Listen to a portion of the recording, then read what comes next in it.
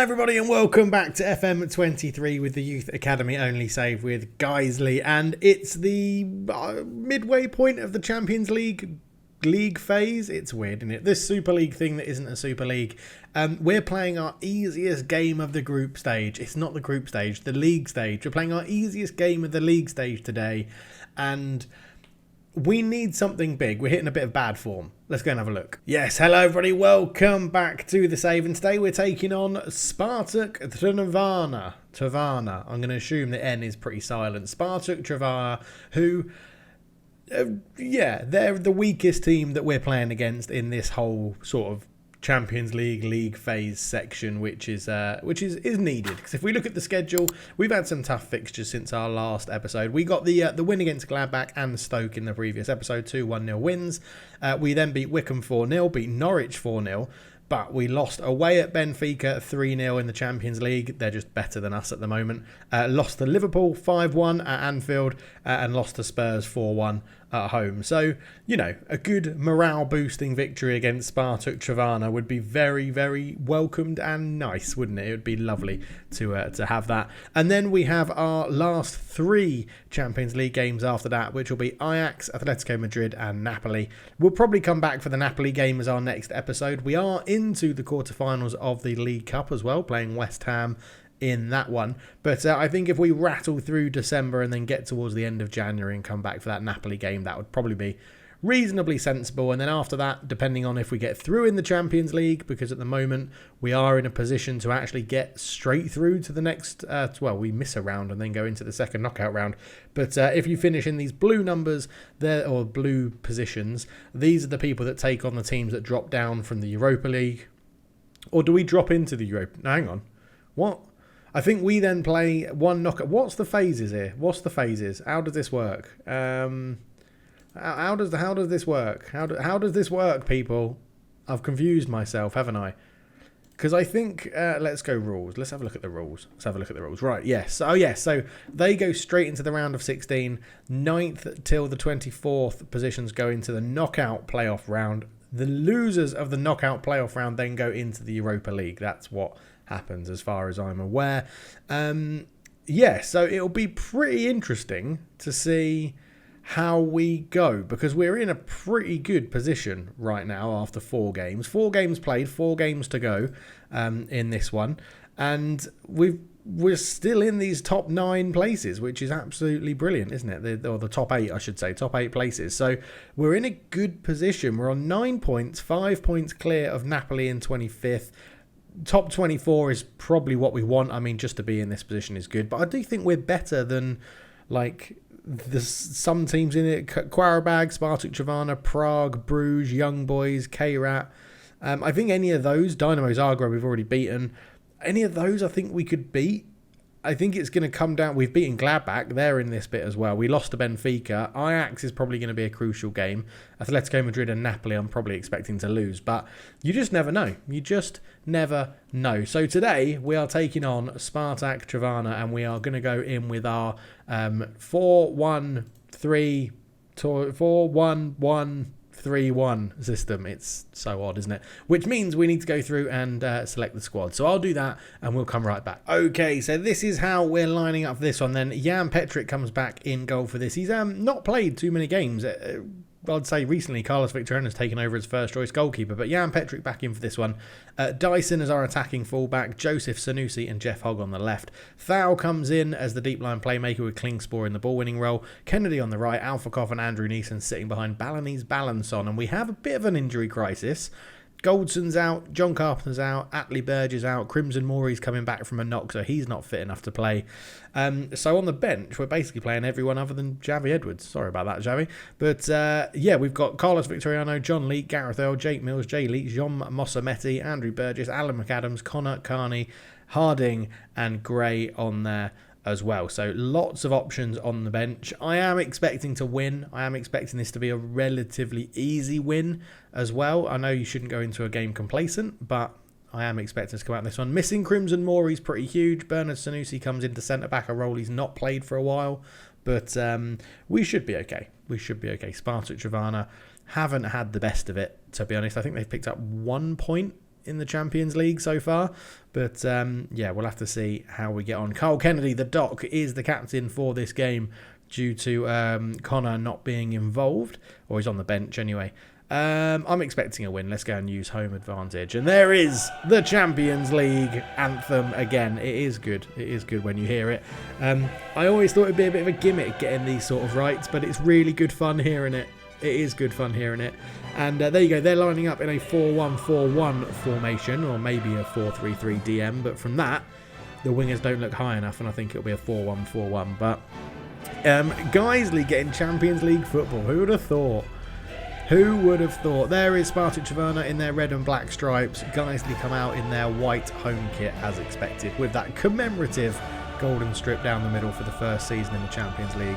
And it's quite cool to see the players line up with the anthem, to be honest. And we've got a very early free kick, 1 minute and 28 seconds in. Sanusi is over it. He's not a bad free kick taker for a defensive-minded player, and he's hit the bar. And we said he's not a bad free kick taker. He's hit the bar early doors. Please don't be a game like that. It is a 4-3-3 DM for Spartak Trnava, but I'm hoping that we can really take the game to them here, because we should be the better team. Carl Kennedy picking up an early knock on that right-hand side. His fitness looking a little bit worse for wear, but we've got a free kick. Alfakov swings this in. Thou's there. It's headed away. Chuddy gets there first. Up the line to Uzaki, but Dyson reads it. Here is Kennedy with that little knock. Thou gives it back to Dyson. Back to Joseph. As we keep the ball, out it goes to Sanusi, who hit the bar after a minute and 30 seconds. Lots of space for Jeff Hogg on the left. Jeff Hogg gets to the byline, can't swing the cross in. Thou back to Hogg. Can he create the space? Thou puts the cross in. Kennedy, he's headed it past the post. You've got to argue, if he didn't have that knock, would he score that one? He is recovering slightly, the Doc, on the right-hand side. But here's Luptak, who takes a long throw. It's headed into Klingspor by Thou. Balinese balance on, finds Alfakov through to Kennedy. Kennedy in space, shoots. Good save from Falconas in goal for Spartak Trnava. And it's all Guiseley at the moment. That's a flick on to nobody. And Jan Petric can just keep the ball moving. Up to Joseph. Now, if you haven't checked out the second channel, go and check it out. There's an F1 series out there, and there's going to be a new Football Master League-esque series coming as well, which I'm very excited about. It might have been started by the time you're watching this. Balinese balance on. Oh, we've hit the bar again. It's an absolute rocket of an effort, and Balinese balance on's now hit the bar. We are completely on top of this game. Let's demand more from them, see if we can get a goal. I mean, I think we can even afford to go positive and chuck a few more people forward in this system. Andrew Neeson into Yargo Thal. Klingspor. Alfakov back to Thal. I'm sort of hoping that Thal reconsiders his future at the club and agrees to sign if we play him a bit more, but who knows? Klingspor out to Dyson. This is good football from Guiseley. Down through to Kennedy. Kennedy cuts it across. Balinese balance on. Does get the goal. 1-0 Guiseley. And we've deserved it. We've absolutely dominated this game. It's been so one-sided. We needed that as a goal. Lovely ball through from Klingspor to Dyson. Dyson saw the run of Kennedy behind his man. Kennedy just a simple cut back, and Balinese balance on will score the easiest goal of his Guiseley career.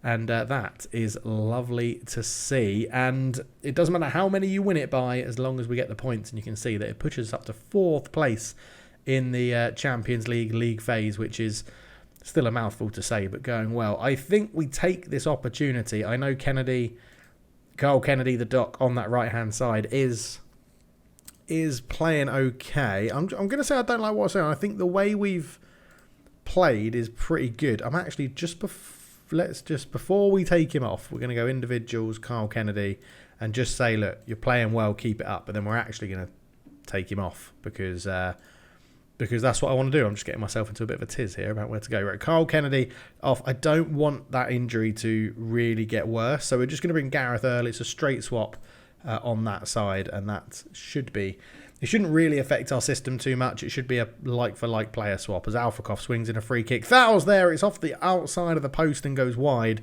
3 times we've now hit the woodwork in this game, and we just need to keep pressuring, really. And I think as we bring some fresh legs on, we should probably get into this game even more, as Alfakov picks up the loose ball, picks out the substitute Gareth Earl, over the top, looking for Neeson. Neeson's in, round the goalkeeper. It's a great defensive block, and Spartak Trnava hold on, to the 1-0 loss deficit. Oh, that's a great ball over the top. Joseph gets there first and hooks it away. Alvarkov back to Dyson, up to Gareth Earl. Gareth Earl brings it forward, stretching those legs, looking to run at Spartak Trvana's defence. Dyson, Klingspor runs down the right-hand side, gives it back to Dyson. Now, this is why we want him on, because his crossing's pretty good, but he didn't cross it there. Klingspor, foul, penalty.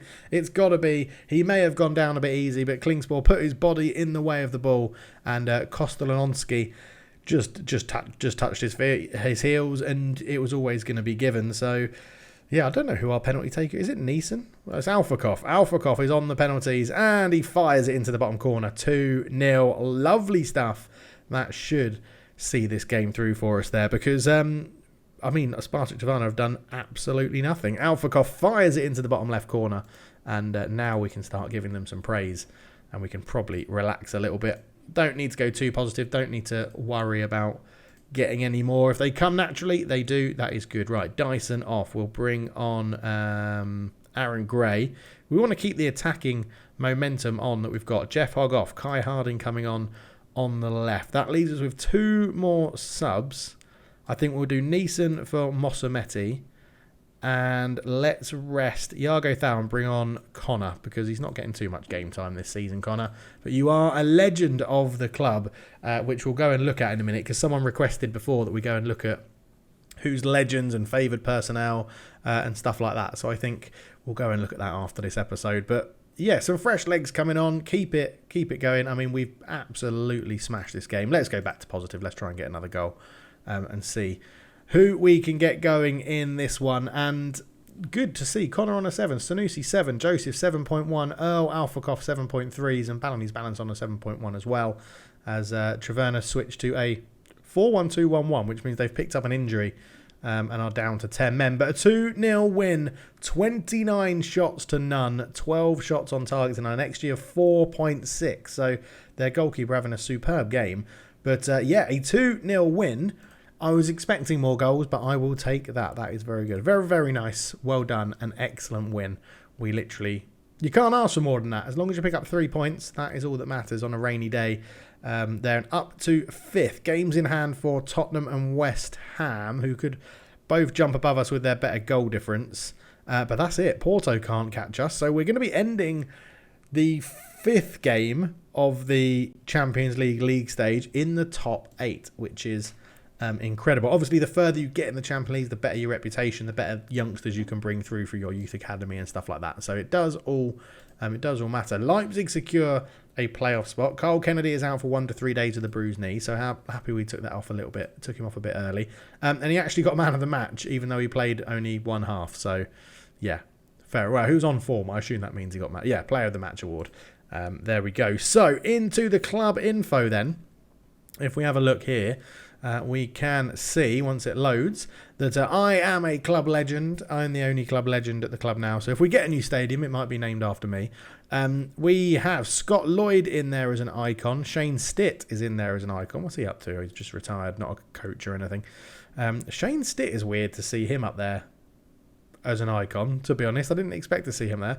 Matt O'Keefe, Brian Swamba is another one who we bought through, who's still playing out at Scunthorpe. 33, still playing. Oh, that is the original Supreme Dave. Yeah, that's the original Supreme Dave, so that makes sense. That one makes sense. Scott Lloyd and Brian Swamba do make sense. Yeah, Shane Stitt I'm a bit surprised about. But then favoured personnel, we have Jan Petrick, Connor and Andrew Neeson. I'm sure they will get more on there as we go. Matt O'Keefe was an early one we bought through as well, wasn't it? Yeah, he was our first big money sale to Wimbledon. I remember that. Yeah, he was like our first player we got really, really excited about, which is awesome. But yeah, so that's the legends, icons and favoured personnel. Obviously, we're doing very well in terms of facilities and all that sort of stuff that we've going on. Media prediction is 17th. So the fact that we're in Europe is absolutely bonkers with what we're doing. I do really, really want the stadium to be upgraded, but the board are not really doing anything. They've agreed to try and get a new affiliate club to bring through foreign youngsters. So we'll have to see how that goes, but we're waiting to see what clubs they come back with to choose from. But generally, a really good season so far. We got potential to go further in the Carabao Cup, although West Ham will be very, very tough. We're going to play all of this off camera and we'll come back for the Napoli game as the final Champions League league phase game and one of the hardest tests we'll have. Atletico Madrid will be the toughest. We've got 3 really tough games, Ajax, Atletico Madrid and Napoli. But we'll come back for that final home game in the Champions League league phase, taking on the Italians, Napoli, and we'll see how we get on. But thank you so much for watching. Leave a like, subscribe if you're new, and go check out the second channel. Go check out the Tennis Manager playthrough as well. Lots of stuff happening. And I've got a new podcast with some friends of mine in America. It's called The 91st Minute. I'll put a link to it at some point during this video up in that corner up there, and go and check that out. It could be good fun. Thank you so much for listening, so much for watching. I'll catch you in the next one. Cheers.